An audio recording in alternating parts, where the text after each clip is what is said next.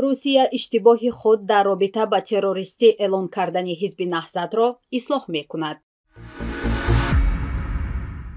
سفر امامعلی رحمان به قرقیزستان. سفارت تاجیکستان در روسیه گفت پس از تفتیش حجت‌ها مهاجران بازداشت شده را آزاد میکند. اعلان کمک آمریکا برای مبارزه با اخبار بردروغ در آسیای مرکزی. رهبر پیمان ملی تاجیکستان گفت پس از چند ماه تروریستی اعلان شدن حزب نهضت اسلامی در روسیه، مقامات روس اشتباهی بودن این اقدام را اعتراف کردند. محیدین کبیری طی صحبت مستقیم با مردم در برنامه منبری مهاجر شبکه اصلاح گفت بعد مدت روزها با ما تماس گرفتند و اشتباه خود را اعتراف کردند. با گفته او مقامات روس پس از تحلیل مسئله و مؤثر بودن حرفهای رئیس حزب نهضت اسلامی در میان مهاجران کاری تاجیک در روسیه، اشتباه خود در مورد به عنوان سازمان تروریستی شناختن حزب نهضت را درک کردند. محیدین کبیری افزود مقامات روس گفتند تصمیم تروریستی اعلان کردن حزب نهضت اسلامی در روسیه در سطوح بالا گرفته شده است و برای اصلاح این اشتباه به زمان بیشتر نیاز دارند. رئیس پیمان ملی تاجیکستان گفت در پاسخ به مقامات روس که خواستند محیدین کبیری از پوتین انتقاد نکند گفته است تا وقتی که این اشتباه خود را اصلاح نکنید ما به این سیاستمان ادامه خواهیم داد. شما همین تنقیدهای خود را علیه روسیه و پوتین بحث کنید. چون من گفتم برای چی شما اصلا شما چی اهمیت دارد که یک حزب تروریستی روسیه را تنقید میکند نمیکند؟ گفتن نه ما نه فهمیدیم، بعد تحلیل کردیم که حرفای شما در بین مهاجرین تاجیک در روسیه خیلی تاثیر داشته است و ما اشتباه خود را درک کردیم، فهمیدیم. خب گفتم اگر اشتباهتون رو فهمیدید اصلاح کنید. گفتم خب دیگر کار در سطح بالا حل شده است و یک کمتر وقت میخواد. گفتم ما منتظر میمونیم تا وقتی که شما خود را اصلاح نکنید ما این سیاست خود را ادامه خواهیم داد.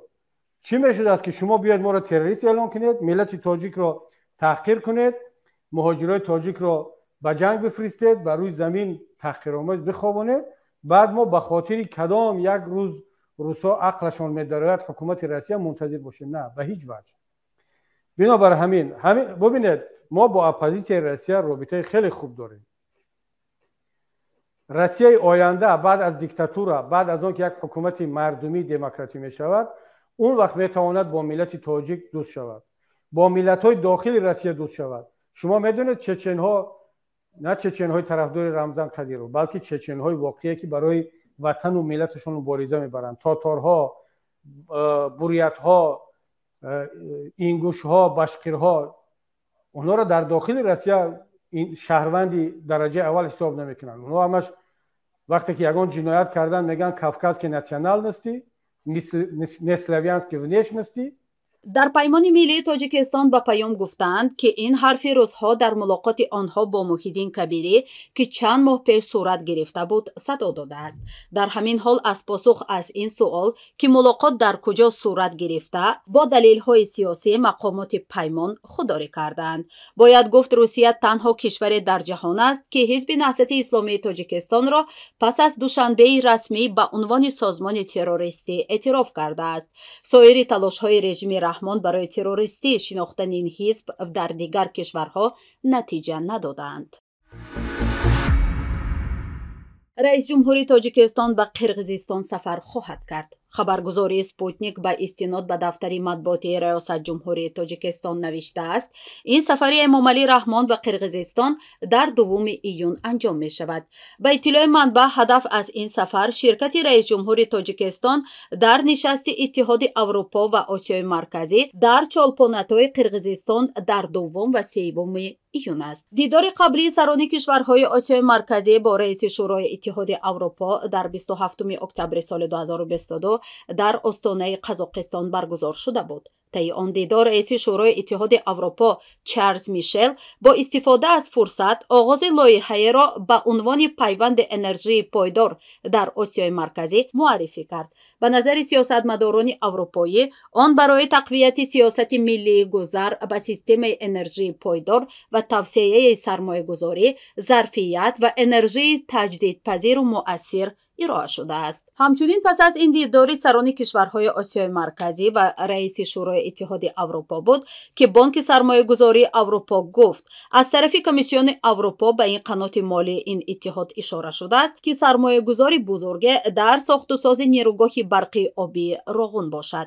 این هم در حالی است که طی سفری اخیر رئیس جمهور تاجیکستان به چین برای شرکت در نشست سران کشورهای آسیای مرکزی و چین، دفتر مطبوعاتی ریاست جمهوری گفت بانک سرمایه‌گذاری زیرساخت‌های آسیایی برای ادامه ساخت و ساز در روغن به دوشنبه 500 میلیون دلار قرض بلا عوض خواهد داد. طرح روغن از بزرگترین طرح‌ها در تاجیکستان است که گفته می شود با مصرف 8 میلیارد دلار از آن بهره برداری خواهد شد. فعلا تاجیکستان به 5 میلیارد دلار دیگر نیاز دارد تا تواند این طرح را تکمیل و مورد بهره برداری قرار دهد.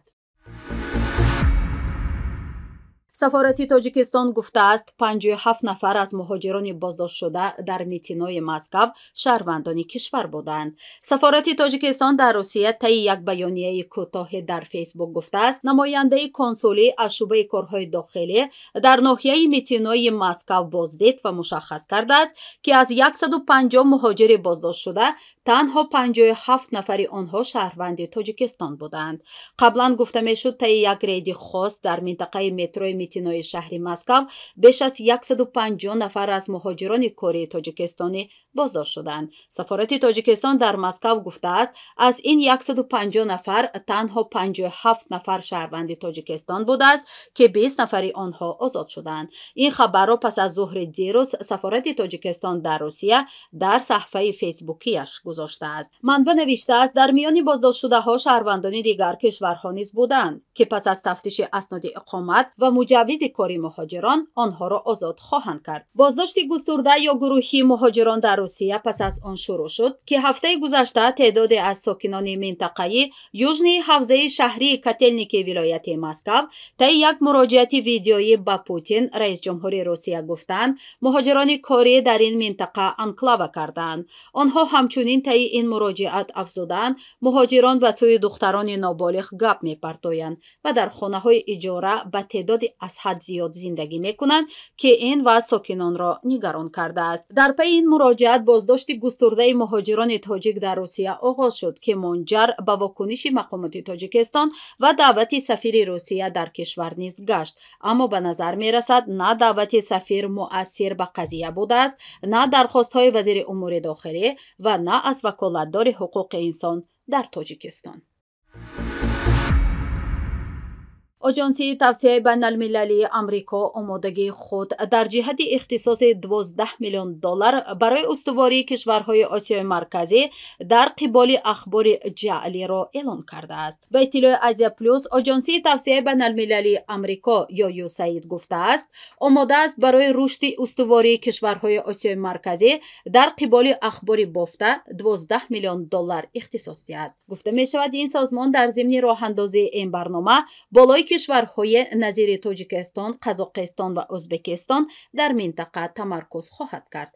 هدف از این اقدام تقویت یکپارچگی و فرهنگ دموکراتی در کشورهای این منطقه گفته می شود. همزمان این سازمان آمریکایی گفته است این اهداف احتمال از طریق اقدامات به مثل افزایش دانش مربوط رسانه، مقابله با اخبار بافته، تعامل با کاربران شبکه‌های اجتماعی که بالای افکار جامعه تاثیر دارند تحقق یابند.